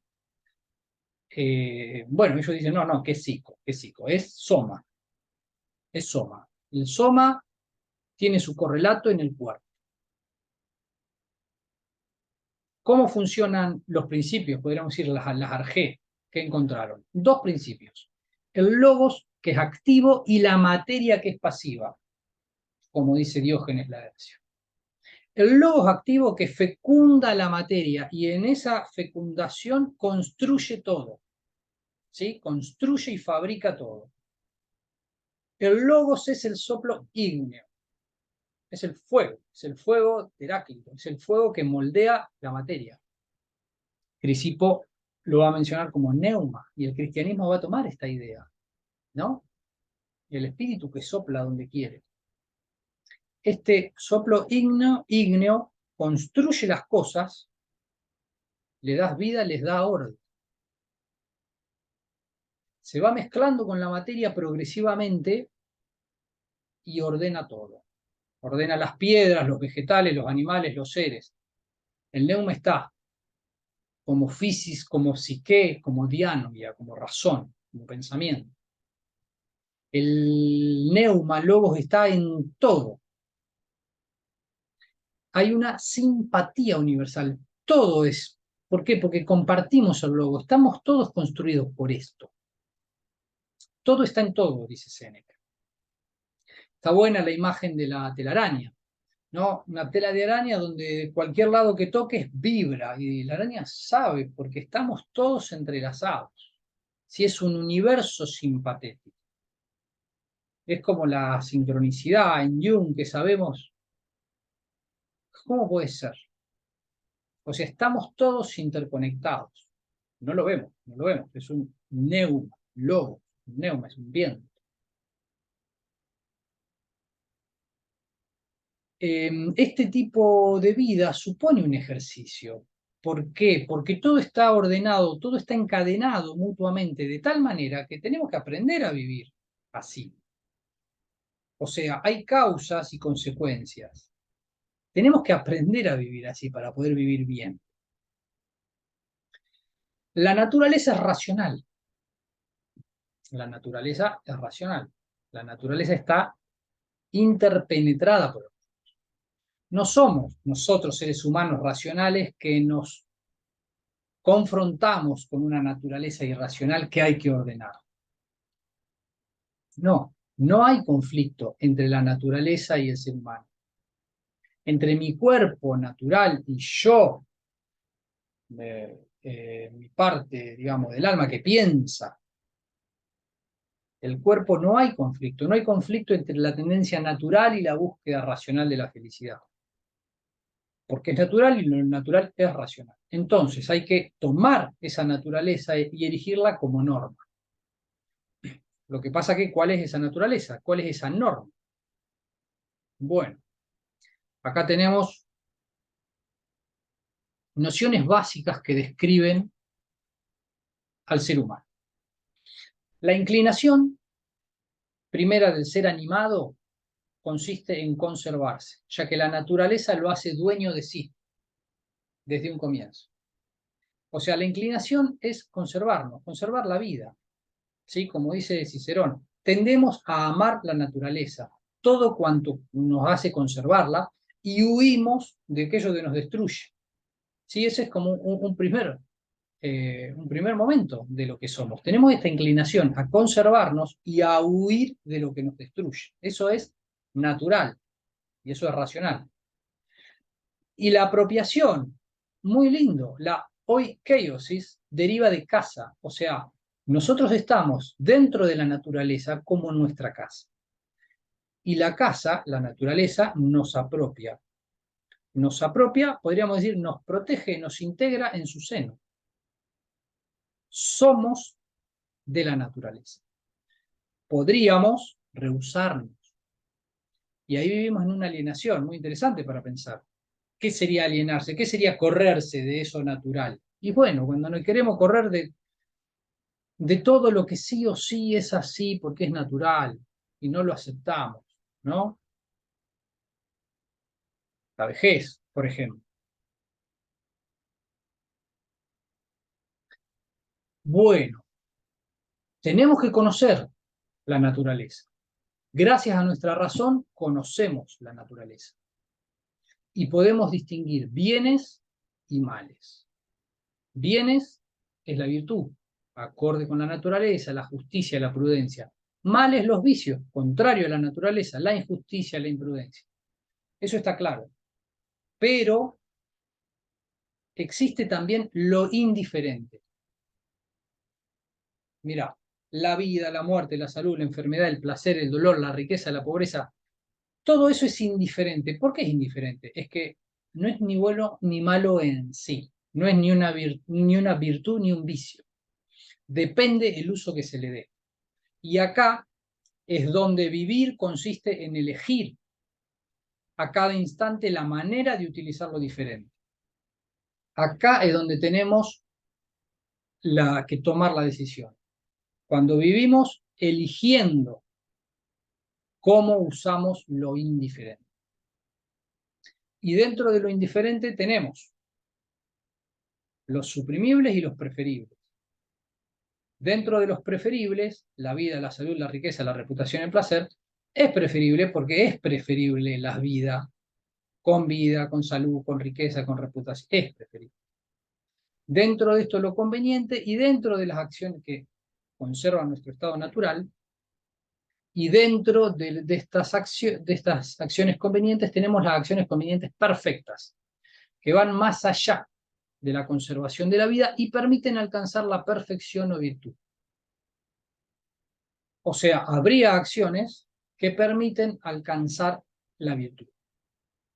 Bueno, los estoicos han sido críticos de la misma figura de la perfección, ¿sí? De este bien supremo que pueden tener, poseer y que es inalienable. Que puede pasar lo que sea que suceda, que nadie me va a quitar este bien supremo y esta felicidad que tengo yo. Eh, bueno, está puesto como un ideal, está puesto como un ideal. Estas escuelas funcionan como ideales para un modo de vida para nuestro obrar. ¿Cómo elegimos el bien? Bueno, lo que les había mencionado, se supone el intelectualismo moral, socrático. Si conocemos el bien, se supone que vamos a ir hacia él. Como somos seres racionales y la naturaleza es racional, estamos dentro del mismo juego, jugando con las mismas reglas. La frónesis es la que ayuda a elegir y a distinguir el tema de las pasiones y a no dejarnos agitar, porque el problema de la pasión es escuchar lo que se dice, escuchar lo que dicen y esos falsos valores. Otra vez, el amor al desmesurado al dinero, los celos, la ira, todo eso es antinatural porque es irracional. Es irracional. Si vos te concentrás y lo pensás, vos ves que todo eso te lleva no a la conservación de tu estado natural, no a la conservación, sino a lo contrario, la destrucción. Entonces, ahí es donde hay que decidir, tomar la decisión, pero comprendiendo lo que es, vas a decidir ir, ir por ahí, ir por las virtudes y por los preferibles y por lo conveniente. Esa sería una ética que sigue la lógica y la física. El problema acá son las representaciones, algo de esto va a suceder también con los epicúreos. El problema acá son las representaciones, que son fantasías, no son las cosas así. Son representación fantasía. Vos pensás que son así. Entonces, ojo, tenés que pensar en esa representación, sacarla de esa nebulosa y ver las cosas como son. Menciona Epicteto el tema de el buen uso de las representaciones y del ejemplo del niño que no teme al tirano, porque no tiene la representación pavorosa. Entonces, cuando lo ve, no está viendo la representación, ve a una persona. O sea, le tememos a la representación. Tenemos que estar atentos a esa confusión cuando analizamos los bienes y las virtudes y los males. ¿Sí? O sea, acá hay un problema del conocimiento. Fíjense este tema que les decía, si yo hago el bien o si hago el mal porque conozco o desconozco el bien, ¿no? Bueno, es que puede estar confuso el bien, los bienes o los males pueden estar confusos, puede haber representaciones confusas. Bueno, quien puede entonces vencer las pasiones y vivir según la razón, deviene sabio. Sofos. Y este sabio es imperturbable, porque distingue lo que depende de uno de lo que no depende. Si finalmente podés distinguir lo que depende de lo que no depende, vas a poder soportar lo que no depende. Vas a poder soportar lo que no depende de vos. Finalmente, la libertad consiste en aceptar la necesidad cósmica. La libertad consiste en aceptar la necesidad cósmica. Lo que ya habíamos dicho de los cínicos, pero agreguémosle este componente orgánico, estructural de la naturaleza con la racionalidad que está insuflando todo y ordenando todas las cosas. Bueno, por eso van a apreciar la adivinación. Volvemos al oráculo y a la adivinación. Van a apreciarla. ¿Por qué? Porque el destino total, acá. Lo mejor que nos puede ocurrir es desear que ocurra lo que va a ocurrir. Bueno, con los últimos que vamos a ver son los epicúreos. Epicuro de Samos tiene una escuela en el jardín. Él también propone una escuela nueva para el hombre nuevo, porque los platónicos y los aristotélicos no aportan al modo de vida nuevo que se está experimentando.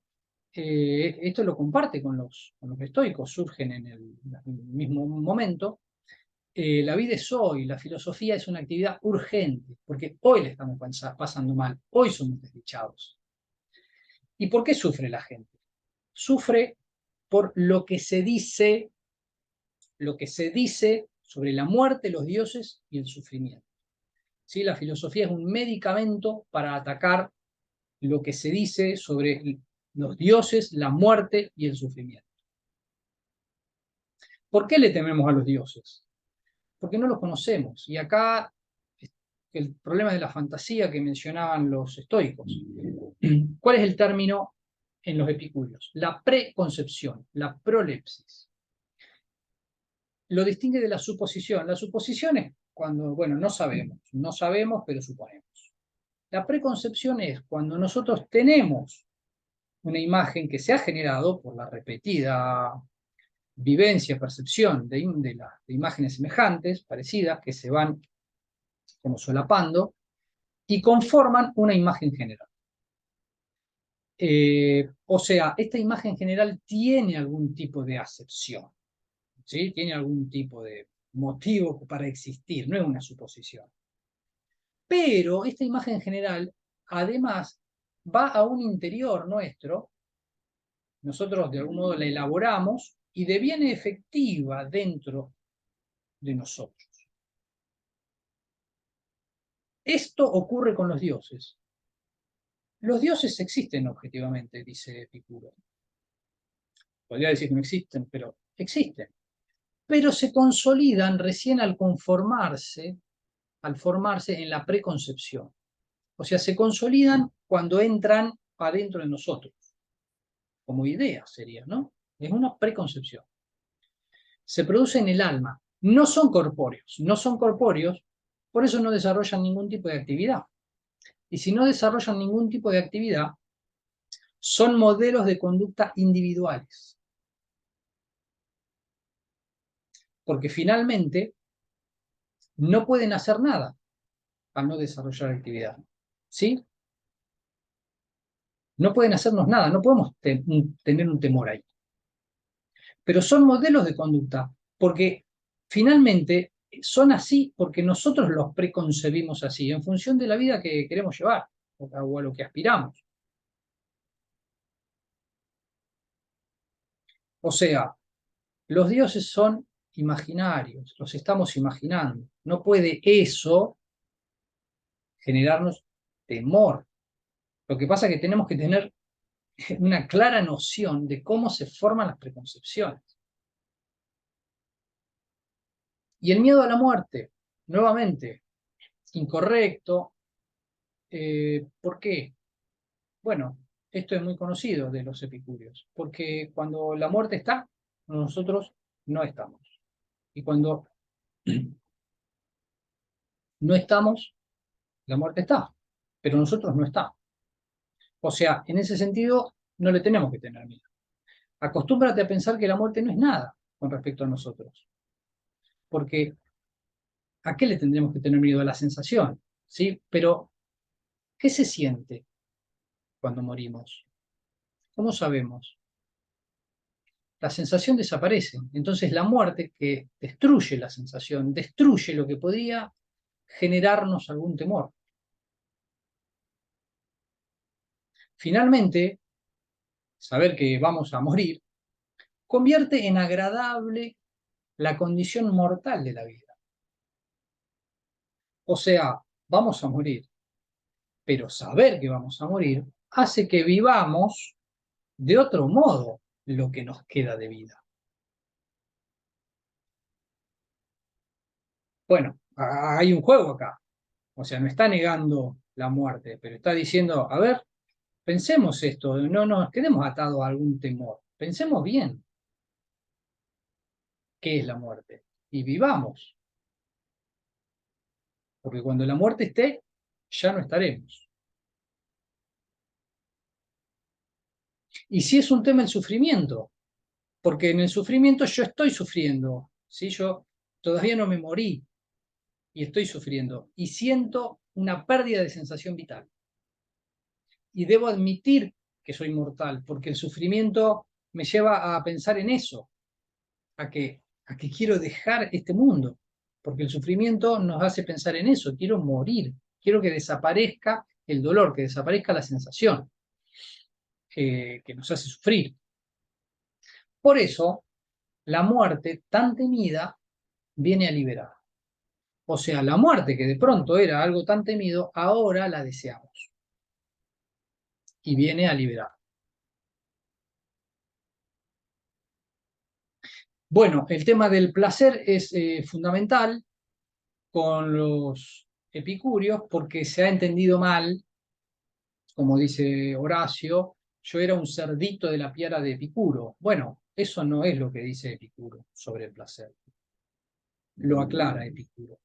Cuando decimos que el placer es el fin, telos, de la vida, no nos referimos a los placeres de la gente disoluta y a los placeres que residen en el goce, como creen quienes ignoran nuestra doctrina. Bueno, Epicuro está diciendo, no saben de lo que están hablando. ¿Qué es el placer para Epicuro? La ausencia de sufrimiento. Eso es el placer para Epicuro. La ausencia de sufrimiento. Nosotros decimos que el placer es el principio y el fin de la vida bienaventurada, pues lo hemos admitido como el bien supremo congénito. Esto es muy importante, porque no es que dice que no importa el placer, lo admite como un bien supremo congénito. Pero, ¿qué es? La ausencia de sufrimiento. El alma debe analizar qué placeres se deben poner en práctica y cuáles no.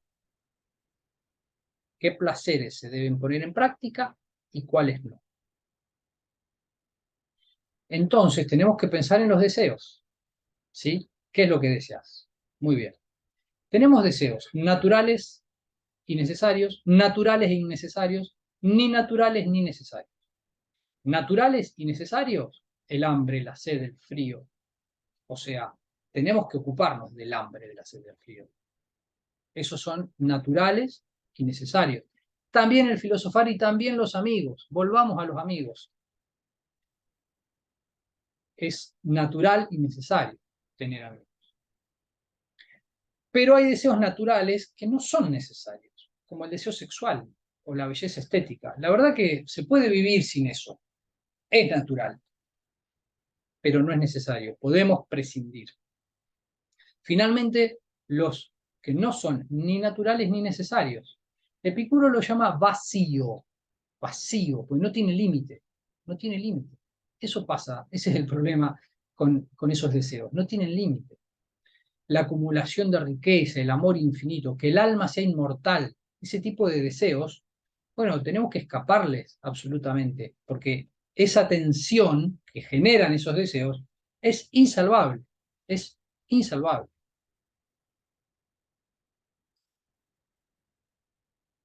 Entonces, tenemos que usar la frónesis para elegir deseos. Tenemos que saber elegir y saber rechazar para ver a dónde nos conducen esos deseos. Tenemos que pensar. ¿Quién guía su vida en función de la sagacidad deviene sabio? O sea, la sabiduría, pensando en todo lo que venimos pensando de los sabios, y ya yendo al fin de este curso, la sabiduría nos pone en pos de tomar decisiones para una vida feliz. La cualidad básica del sabio es la autarquía, y la autarquía nos conduce a la libertad. Pero si Epicuro es un atomista, materialista, ¿cómo es la libertad acá? Bueno, él lo pensó. Había agregado como a la física, a la teoría física de los atomistas, el peso como componente del átomo. Entonces, ¿se acuerdan que los átomos estaban acá, medio como perdidos, dando vuelta en una nebulosa? Si ahora tienen peso, caen verticalmente. Y Epicuro esto le agrega una problemática. Si cae verticalmente, ya no se tocan entre sí. Y si no se tocan, ¿cómo es que se van a conformar los distintos cuerpos y los elementos si no se tocan? El famoso azar y necesidad. Bueno, acá menciona una desviación o el clinamen de Lucrecio, lo mismo, que estaría agregando un elemento para que finalmente esa vertical se mueva y los átomos entren en contacto. Esta desviación es una especulación, digamos, entre los epicúreos y quienes están estudiando el sistema epicúreo, si esto tuvo que ver o agrega al momento de decidir un elemento de la libertad, ¿no? Que rompe el sistema eh, férreo, materialista, mecanicista de los atomistas. Bueno, como digo acá, ha quedado sin resolver por ahora. Bueno, estamos, apuré un poco este último tramo para finalmente poder llegar al fin de la travesía. Espero que haya, que haya sido agradable, que haya sido llevadero, que haya tenido sentido el recorrido desde, desde el saber de Homero, Hesíodo, de los siete sabios, por los presocráticos, la crítica, la sofística, Sócrates, Platón, Aristóteles, cómo el modo de vida está vinculado a una búsqueda del saber. No es solo una búsqueda meramente teórica por el saber, por una pregunta, sino que hay un modo de vida vinculado y que se desarrolla en felicidad con esta pregunta. Bueno, sin más, les dejo y auguro que el oráculo sea amable con ustedes.